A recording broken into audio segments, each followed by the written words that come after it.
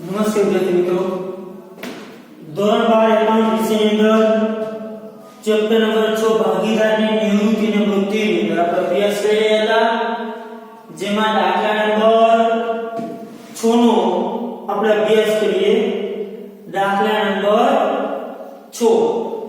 જો રોહિત, મોહિત અને વિરાટ 4:3:2 ના પ્રમાણમાં નફો નુકસાન વેચતા એક પેઢીના ભાગીદાર છે.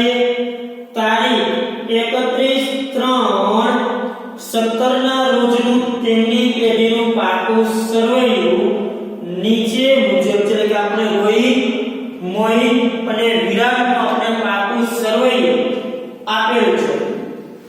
જેના મૂડી ખાતા, અનામત ભંડોળ, વર્તમાન લોન, લેણદારો મિલકત, લેણ બાજુ પાઘડી, બરાબર છે, જમીન મકાન, યંત્રો, સ્ટોક, દેવાદારો, બેંક, જાહેરાત, ઝુંબેશ અને તેના પાકા સરવૈયાની આપણને માહિતી આપેલ છે. જો ત્યાર પછી આગળ શું કીધું છે તો કે તારીખ 1/4/17 ના રોજ રોહિત નિવૃત્ત છે. નિવૃત્ત કોણ થાય છે? રોહિત. કાજલ રોહિત જે છે એ થાય છે નિવૃત્ત. નિવૃત્તિની શરતો નીચે મુજબ એટલે કે આપણને નીચે આપેલા છે નિવૃત્તિની શરત એટલે કે હવાલ આપેલા છે. રોહિત નિવૃત્ત થાય છે અને નીચે આપણને આપેલા છે હવાલ. તો કે જો જમીન મકાનની કિંમત 80 ગણી, યંત્રની કિંમત 15000 થી ઘટાડી, દેવાદાર પર 10% કાયદા અનામત રાખવી, લેણદાર 5000 ચૂકવવા પડશે ને પાકીનું મૂલ્યાંકન હવે આપણને અન્ય માહિતી એટલે કે પાકું સરવૈયું અને નિવૃત્તિ બાદના જેને કહેવાય કે હવાલ એટલે કે હવાલ અને પાકા સરવૈયા ઉપરથી આપણે શું તૈયાર કર્યું કે નીચે કીધું જો પુનઃ મૂલ્યાંકન ખાતું, ભાગીદારના મૂડી ખાતા અને નિવૃત્તિ બાદનું પાકું સરવૈયું તૈયાર કરો. એટલે આપણે નિવૃત્તિ બાદનું તૈયાર કરવું છે પાકું સરવૈયું. આપણે કીધું કે નિવૃત્તિ કે પ્રવેશના દાખલાની અંદર હંમેશા 4 ખાતા બનશે. જો ચાલુ ખાતાની બાકી હોય તો ચાલુ ખાતા બને, નકર મૂડી ખાતા બને. અહીંયા આપણને પાકા સરવૈયામાં મૂડી ખાતા જે ચાલુ ખાતાની બાકી આપેલી છે નહીં, એટલા માટે આપણે શું તૈયાર કર્યા છે ભાગીદારોના મૂડી ખાતા. બરાબર, ચાલુ ખાતા બાકી નથી એટલે ભાગીદારના મૂડી ખાતા, પુનઃ મૂલ્યાંકન ખાતું, મૂડી ખાતા, રોકડ બેંક અને બેંકની બદલે બેંક ખાતું અને 1/4/17 ના રોજનું નિવૃત્તિ બાદનું પાકું સરવૈયું. બરાબર છે. આપણે દાખલાની શરૂઆત કરી આપણે કેટલા કીધું પહેલા લખી નાખવાની બાકી. ચાલો મૂડી ખાતાની બાકી લખશું, જમા ખાતું બાકી, આગળ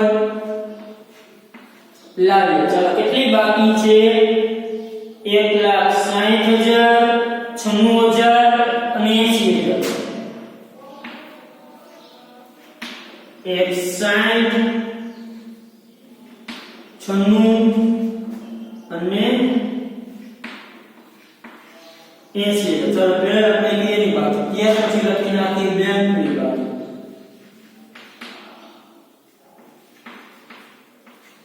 બાકી આગળ લાગે. ચાલો બેંકની બાકી કેટલી છે? 63,000. ચાલો બાકી લખાઈ ગયા બાદ હવેથી આપણે દાખલો કરી સ્ટાર્ટ. ચાલો પહેલો છે જમીન મકાનની કિંમત 1,80,000 ગણી. જમીન મકાનની કિંમત કેટલી ગણવાની? 1,80,000. એટલે કે અહીંયા આપણે જો જમીન મકાનની કિંમત આપેલી છે. શું કહ્યું છે? જમીન મકાનની કિંમત આપી છે એ આપણે દર્શાવી દીધું. જમીન મકાનની કિંમત કેટલી ગણવાની કીધી? 1,80,000.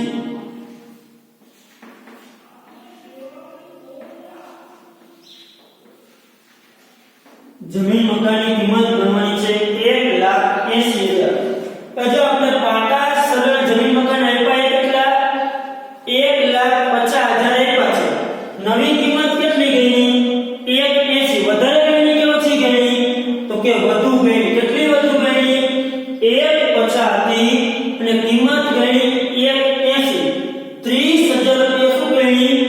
વધારે ગઈ. એટલે 30,000 નો શું થશે? વધારો. જમીન મકાન કહેવાય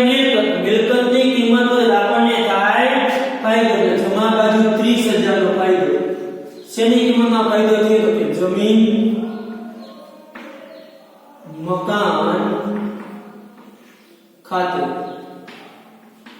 30,000 નો જે વધારો થયો એક અસર અહીંયા નહીં એક અસર 80,000 રૂપિયા રહ્યા એમાં એક અસર આવી ચાલો જમીન મકાનની કે જે 1,80,000 ગણી હવાલાની બે અસર થઈ 1,50 30,000 વધારો એટલે 30,000 વધારો જમીન મકાનમાં આપણે કહ્યું ત્યાર પછી કીધું બીજો હવાલો યંત્રોની કિંમત 15,000 થી ઘટાડી તો કીધું ગણવાના નથી કીધું યંત્રોની કિંમત 15,000 થી ઘટાડી યંત્ર શું કહેવાય મિલકત યંત્રોની કિંમત આપણે ઘટાડવાની છે યંત્રોની કિંમત ઘટે તો આપણને શું જાય નુકસાન મિલકતની નુકસાન એટલે પુનઃમૂલ્યાંકન ઉદાહરણ યંત્રો ખાતે કેટલાથી ઘટાડવાની કીધી આપણને 15,000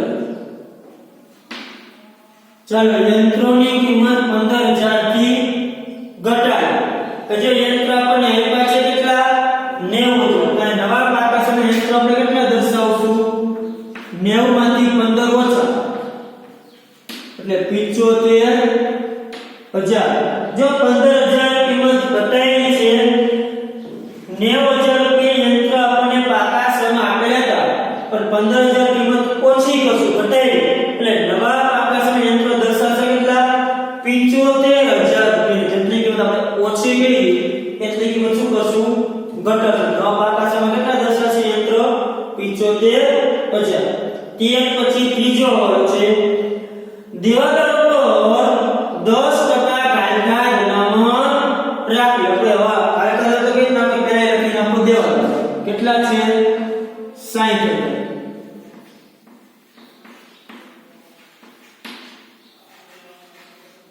માઈનસ કરો ઘાયલ નામ કેટલા ટકા રાખવાની છે 10% 60,000 ના 10% 6,000 વૈધા કેટલા દેવાદારો હોય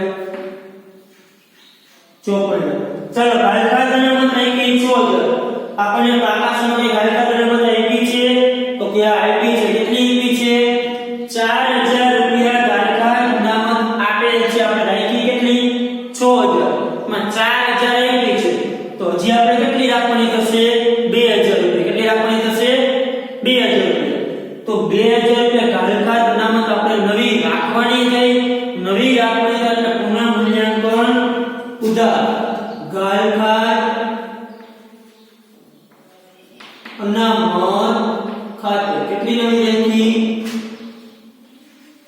2,000 જો 6,000 ટોટલ રાખવાની હતી જેમાંથી 4,000 આપણને પાકા સર્વેમાં આપેલી છે તો નવી ખાલી કેટલી રાખવાની થઈ 2,000 4 ને 2 રાખી એટલે 4 ને 2 ટોટલ થઈ ગઈ 6,000 રૂપિયા ત્યાર પછી લેણદારો પૈકી 5,000 ચૂકવવા પડશે નહીં લેણદારો પૈકી 5,000 ચૂકવવા પડશે નહીં તો જો લેણદારને ચૂકવવા પડશે નહીં તો લેણદારો છે કેટલા 64,000 રૂપિયા છે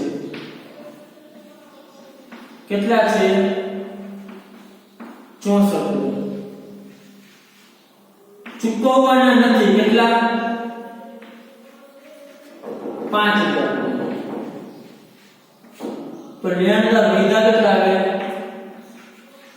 29,000 હવે જેટલા લેણદાર આપણે નથી તો આપણું દેવ શું થયું ગયું આપણે દેવ એટલે આપણે ચૂકવવું પડશે નહીં દેવામાંથી એટલો ઘટાડો શું થયું ઘટાડો તો દેવામાં ઘટાડો થાય તો શું થશે પુનઃમૂલ્યાંકન ફાયદો થાય કે નુકસાન કે આપણને થાય ફાયદો કે પેલા ચોય દેવું હવે દેવું કેટલું રહ્યું 59 કીધું કે 5,000 ચૂકવવા આપણે પડશે નહીં 5 આપણે ચૂકવવાના નથી તો આપણે ચૂકવણી કેટલી કરવાની 59,000 ની તો 5 જેટલા આપણે ઓછા ચૂકવવા પડશે એની કેવું 5 જેટલા આપણે શું કરવું પડશે ઓછા ચૂકવવા પડશે તો 5,000 ઓછા ચૂકવવા પડશે આપણે જેટલો ફાયદો થાય તો પુનઃમૂલ્યાંકન જમા લેણદારો ખાતે કેટલા ઓછા ચૂકવવા પડશે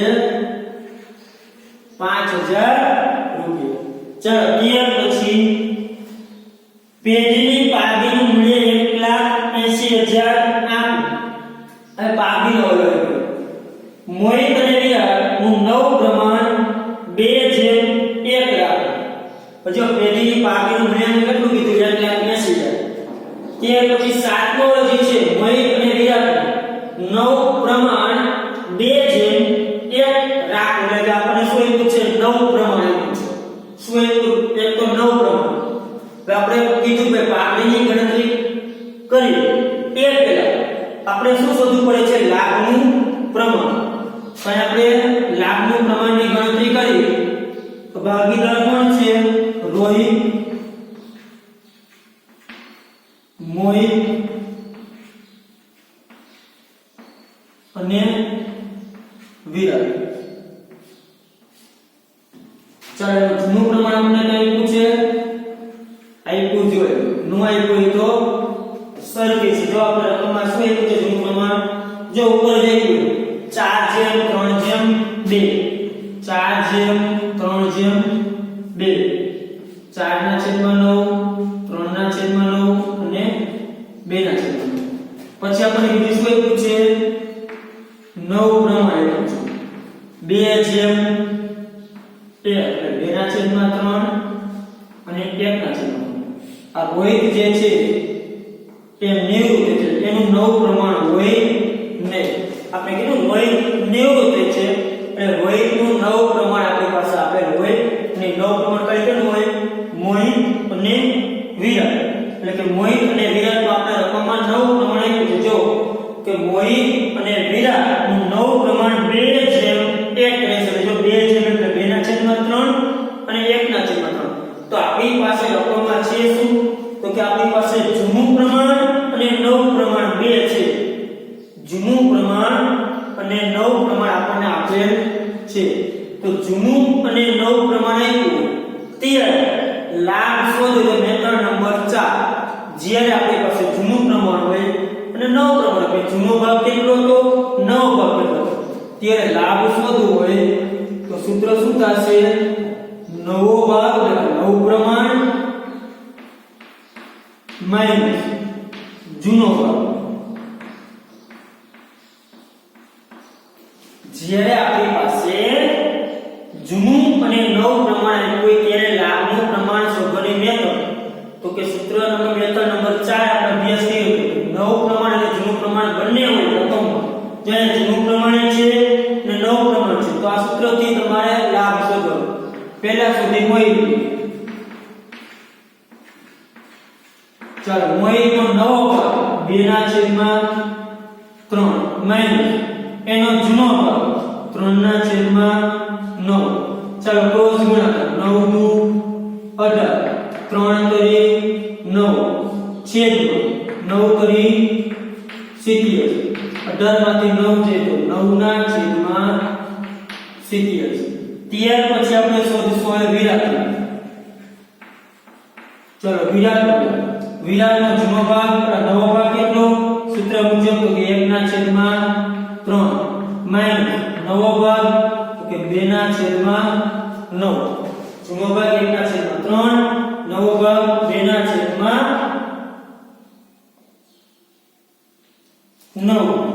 ચાલો ચોકડી ગુણાકાર તો 9 * 1 9 3 * 2 6 9 * 70 9 માંથી 6 જાય તો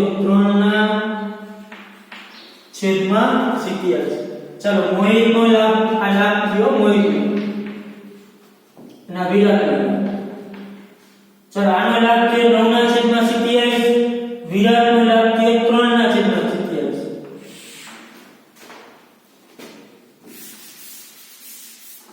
તો લાભનું પ્રમાણ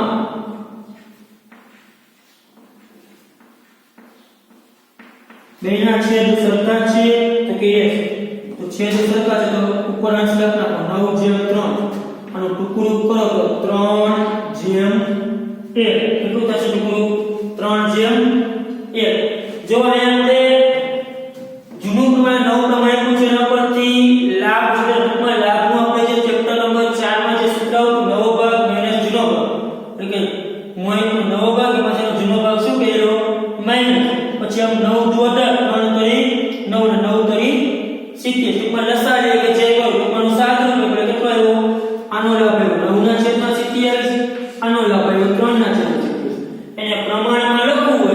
બેના છેદ સરખા હોવા જોઈએ એટલે આ મુજબ આપણે પ્રમાણમાં લખી શકીએ છીએ ચાલો પ્રમાણ આપણે દર્શાવી દીધું હવે આગળ તો કે હવે આપણે તો શું કીધું છે પાઘડીનું મૂલ્યાંકન આપણને આપ્યું છે જો શું આપ્યું છે પાઘડીનું મૂલ્યાંકન હવે આપણે પહેલા જે નિવૃત્ત ભાગીદાર નિવૃત્ત કોણ થાય છે રોહિત તો રોહિતના ભાગની પાઘડી શોધો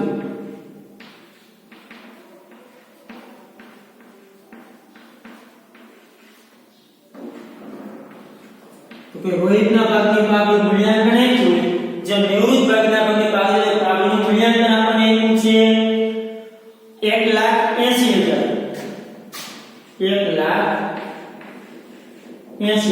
ગુણ્યા રોહિતનો ભાગ 4/9 9 20 ને 80,000 પાઘડી થશે કેટલી પાઘડી થશે 80,000 આ પાઘડી આપે કોણ તો કે મોહિત અને વિરાટ બેનો જવાબ લાભ જ છે બેનો જવાબ પ્લસ જ છે તો કે મોહિત અને વિરાટ આપણને મોહિત આપવાની પાઘડી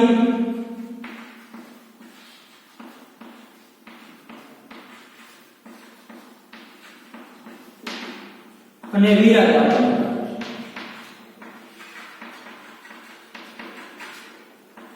તો કે આ પાઘડી જે છે 80,000 એ આપે 3/1 ના કોણ આવશે કે આ કેટલી આપશે 80,000 ગુણ્યા 3/4 આ આપશે 60,000 ને આ આપશે 20,000 આ પ્રમાણ મુજબ 80,000 લેશો એટલે મોહિત ને કેટલા આપશે 60,000 છે અને વિરાટ આપશે 20,000 રૂપિયા બરાબર છે કેવી રીતે એવા લખી દો 80,000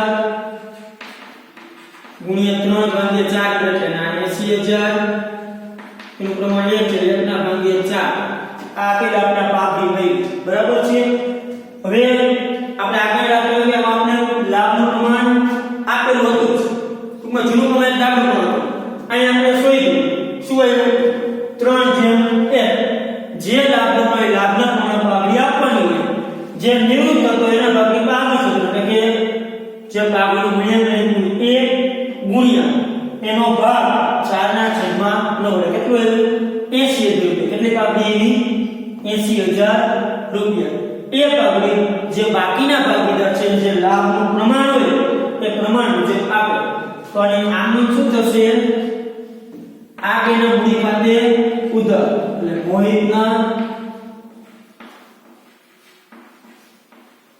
મૂડી ખાતે ઉધાર કેટલા 60,000 રૂપિયા પછી વિરાટ એના મૂડી ખાતે ઉધાર ચાલુ જે ભાગીદાર છે એ બેના મૂડી ખાતે ઉધાર તે નિવૃત્ત ભાગીદાર કોણ છે રોહિતના મૂડી ખાતે શું થાય જમા કેટલા રૂપિયા 80,000 ચાલુ રહેલા ભાગીદારના મૂડી ખાતે ઉધાર તે નિવૃત્ત ભાગીદારના મૂડી ખાતે જમા આમ થાય ચાલો એને ખતોણી કરી નાખી તો મોહિત અને વિરાટના મૂડી ખાતે ઉધાર એટલે મોહિત અને વિરાટના મૂડી ખાતાની ઉધાર નામ લખાય રોહિતના મૂડી ખાતે શેની રકમ છે પાઘડી રકમ શેમાં લખાશે મોહિત અને વિરાટ આમાં 60,000 વિરાટમાં છે 20,000 60,000 અને 20,000 તે રોહિતના મૂડી ખાતે જમા છે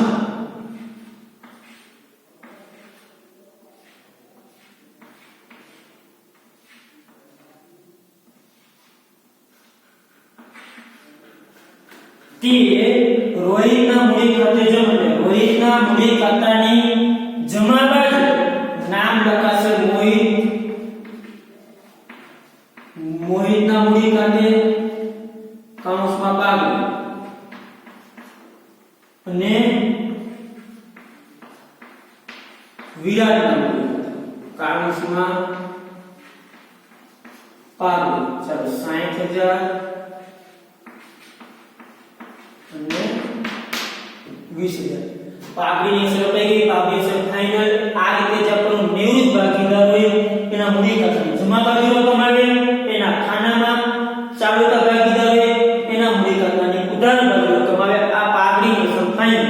જે નિવૃત્તિના ભાગની બાકી શોધી આ રીતે તમારે અસર આપવાની થતી હોય છે આમાં કોઈ ફેરફાર એકય દાખલામાં રહેશે આપણે નિવૃત્તિના જેટલા દાખલા ભણશું ભાગની અસર આ રીતે છે આમાં કોઈ ચેન્જીસ રહેશે નહીં બરાબર છે જ્યારે કોઈનો ભાગ માઈનસ આવે અન્ય ભાગી ચાલે ત્યારે સેજ ચેન્જીસ થશે બાકી કોઈ ચેન્જીસ થશે એટલે આપણે એવું કે નહીં આવે કે રોકડમાં ચૂકવણી રોકડમાં લાવે એવી કોઈ વસ્તુ આમાં આવશે નહીં ફાઇનલ આ રીતે આપણે ભાગની અસર આપવાની થતી હોય છે ત્યાર પછી 7મો છે રોહિતને 20000 તરત જ ચૂકવવા અને બાકીની રકમ લોન તરીકે રાખવી એ જો રોહિત નિવૃત્ત થઈ છે તેને અંતર્ગત હવાલો આપેલ છે એટલે આપણે જે રોહિતનું ખાતું બંધ કરશું ત્યારે આપણે હવાલાની અસર આપશું ચાલો હવે જે પાકા સરવૈયા છે એનો આપણે કરી નાખી નિકાલ ચાલો પહેલા એક છે મૂડી ખાતે એ આપણે લખી લઈએ બાકી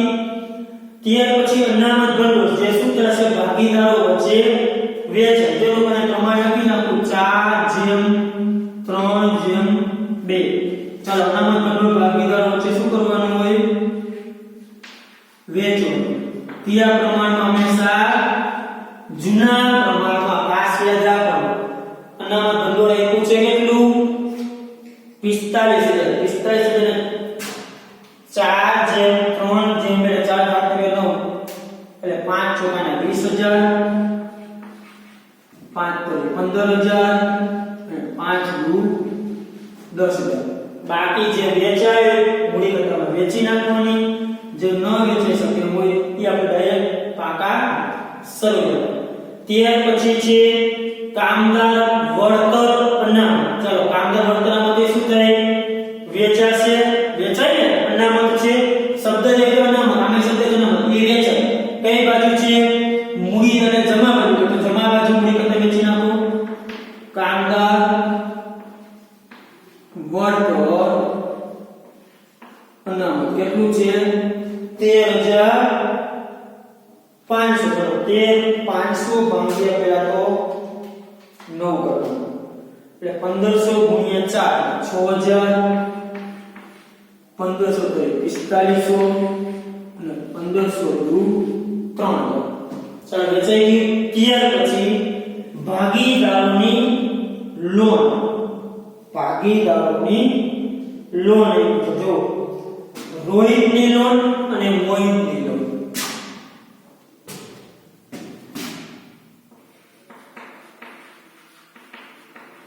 શું એવું છે ભાગીદારોની લોન રોહિતની લોન કેટલી એવી છે આપણને 10000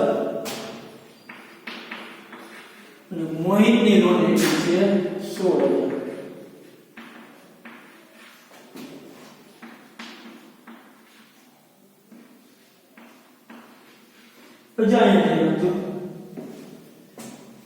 જ્યારે તમને પાકા સરવૈયા ભાગીદારની લોન આપેલી શું આપેલું હોય ભાગીદારની લોન ત્યારે જે નિવૃત્ત ભાગીદાર થયેલો હોય છે નિવૃત્ત એની લોન એમ કહીને તો એની લોન એના મૂડી ખાતામાં દર્શાવે અને જમા બાકી આપણે જમા બાજુ દર્શાવે જો ઉધાર બાકી તો ઉધાર બાજુ દર્શાવે ટૂંકમાં નિવૃત્ત ભાગીદાર જે હતો એની લોન જો પાકા સરવૈયામાં હોય તો એની લોન એના મૂડી ખાતામાં દર્શાવવાની અન્ય ભાગીદારની જે લોન છે એ પાકા સરવૈયામાં એમ નામ રાખી એના મૂડી ખાતામાં દર્શાવવાનું નહીં તમે આશયમાં નોંધ કરી લખો તો લખી નાખજો બોલું છું નોંધ કરી ભાગીદારની લોનમાં નિવૃત્ત થતા ભાગીદારની લોન ભાગીદારોની લોનમાં લખી નાખજો ફરીથી બોલું છું ભાગીદારોની લોનમાં નિવૃત્ત થતા ભાગીદારની લોન નિવૃત્ત થતા ભાગીદારની લોન તેના મૂડી ખાતામાં દર્શાવો તેના મૂડી ખાતામાં દર્શાવો જ્યારે બાકીના ભાગીદારોની લોન જ્યારે બાકીના ભાગીદારની લોન આપેલ હોય તો તે પાકા સરવૈયામાં દર્શાવવી તો તે પાકા સરવૈયામાં દર્શાવવી અને જો જો નિવૃત્ત ભાગીદાર કોણ છે રોય એની જે લોન પાકા સામે કીધી એ લોન એના મૂડી ખાતામાં દર્શાવી 10,000 રૂપિયા પણ મોહિત છે નિવૃત્ત નથી કરતો તો એની લોન નથી તો એની લોન ડાયરેક્ટ ને દર્શાવી દેવાની પાકા સરવૈયા ચલો ક્લિયર પછી લેણ જે આપણે દર્શાવી દીધા છે ચલો મિલકત લેણ પછી મેળે છે પાઘડી જે વેચાય તો વેચી નાખો પાઘડી માટે 36,000 છે 9 ચોક 36 ચોકે ચોકે 16 4 કરી 12 અને 4 ગુણ્યા 8,000 ચલો જૂની પાઘડી છે ભાગીદારો વચ્ચે એના મૂડી ખાતાની ઉધાર બાજુ શું થાય વેચવાના 16,000 12,000 અને 8,000 ત્યાર પછી છે જમીન મકાન જે આપણે દર્શાવી દીધા છે તો ત્યાં યંત્ર જે આપણે દર્શાવી દીધા ત્યાર પછી જે સ્ટોક આપણે દર્શાવ્યો છે તો કે ના કાઈ નથી કીધું કે એનો દર્શાવી દીધો કેટલો છે 85 ચાલો સ્ટોક એમ નામ દર્શાવી દો ત્યાર પછી છે દેવાદાર જે આપણે દર્શાવી દીધા છે ત્યાર પછી બેંક જેની બાકી આપણે દર્શાવી દીધી ત્યાર પછી જાહેરાત ઝુંબેશ આપણે અનામતોમાં કીધું કે અનામતો વેચે તમને આપણે નામ લેતા હતા 10 નામ પણ જાહેરાત ઝુંબેશ ની પણ ભાગીદારો વચ્ચે વેચણી થાય પણ એની બાકી કેવી કરે ઉધાર આપે શું કામ એ મિલકત લેણા આપે છે એટલે બેંકની આપણે કઈ બાજુ કરશું ઉધાર બાજુ જાહેરાત ઝુંબેશ ખર્ચ ચલો કેટલો છે 4500 રૂપિયા છે કે 4500 રૂપિયા આપણે વેચી તો 4500 ભાગ્યા 9 એટલે 500 એટલે 500 ચોકા 2000 500 કરી 1500 ને 500 ગુણ્યા 2 એટલે 2000 1500 ને 1000 જે આપણે જાહેરાત ઝુંબેશ ની આપણે વેચી કરી ચલો પાકા છે નિકાલ થઈ ગયો બધી સરકાઈ ગઈ હવે આપણે કરવાનું છે પુનઃ મૂલ્યાંકન ખાતું પહેલા બંધ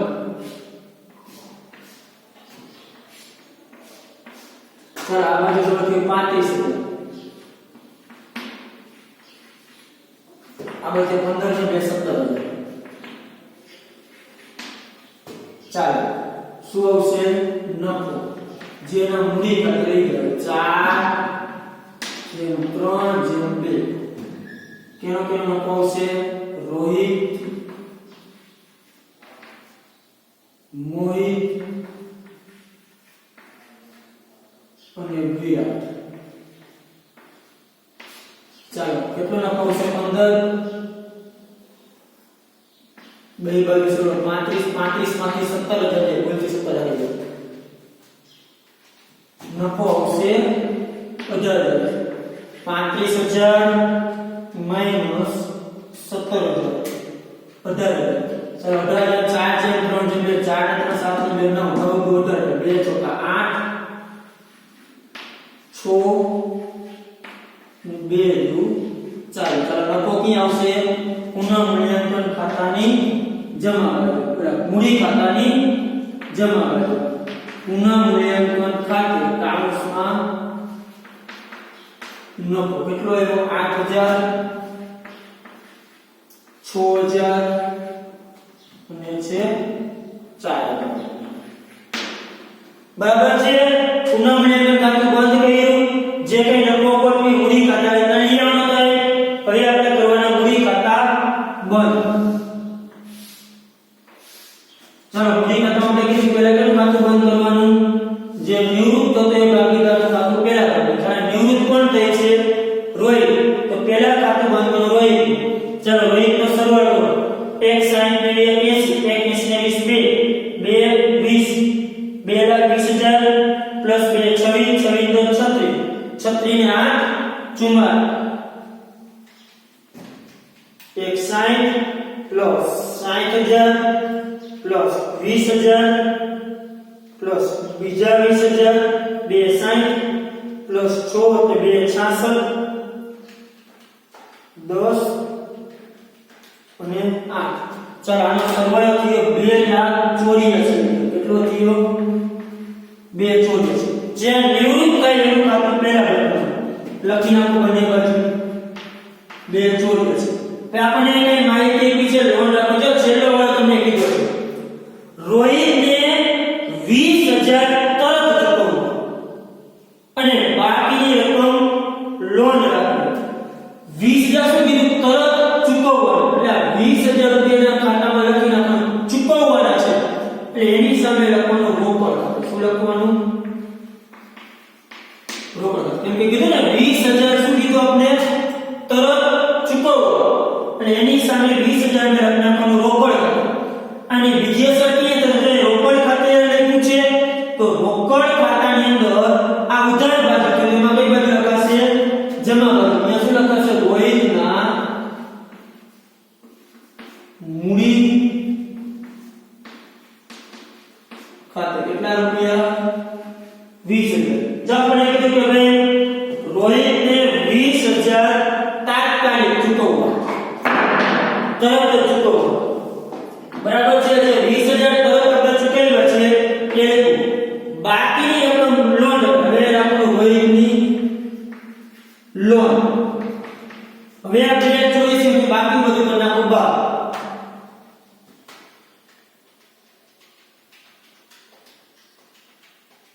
₹2,00,000 જે રોહિતની હશે લોન. જો આ અલગ અલગ એવું કયો આ ને આ અહીંયા આપણે હવે કીધું રોહિતને 20,000 તાત્કાલિક ચૂકવવા તરત ચૂકવવા. જો રોકડ ખાતે લખ્યું છે કીધું છે નો કીધું ને તો બધી શું રાખ દે? લોન. અને કીધું કે 20,000 તરત ચૂકવવા, બાકી શું રાખી? લોન. ચલો લોન રાખી કેટલી? 2,46. પહેલા નિવૃત્તિ વાળાનું કામ કરવાનું. લોન છે લખી નાખશું મૂડી ખાતા પર પાકા સમજામાં મૂડી દેવા. ચલો રોહિતની લોન મૂડી દેવા 2,46,000. રોકડા જે આપણે રોકડ કરતા અંદર લીધું એની લોન રેતી આપણે પાકા સમજામાં મૂડી દેવા. ચલો એનું કામ પૂરું થઈ ગયું. ત્યાર પછી હવે બાકીના જે ભાગીદાર છે એના ખાતા કીધી કોણ?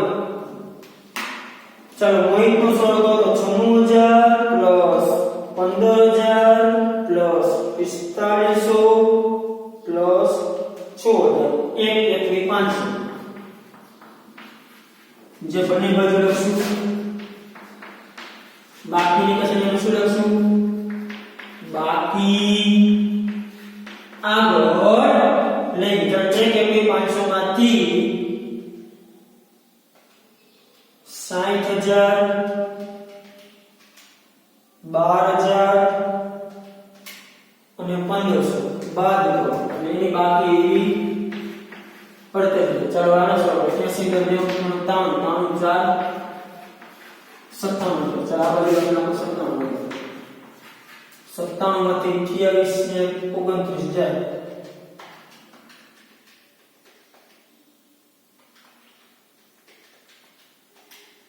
એની બાકી એવી 65,000. કેટલી એવી? 65. ચાલો મૂડીની જે બાકી છે એ પાકા સમયમાં મૂડી જે બધું મૂડી મોહિત અને વિરાટ. મોહિતની 48,000 અને વિરાટની એવી 65,000.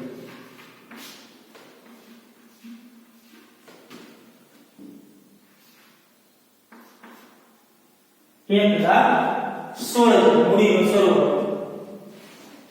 ત્યાર પછી કરી રોકડ ખાતું. ચલો 63,000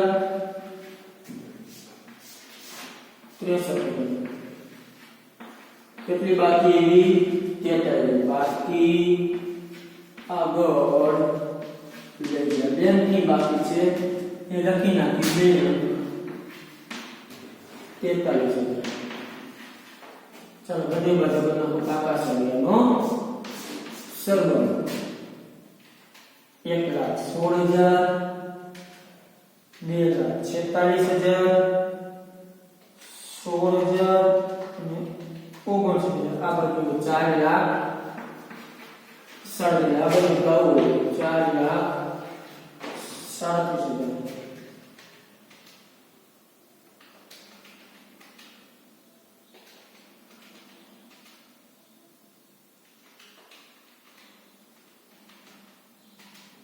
ચાલો કમ્પ્લીટ.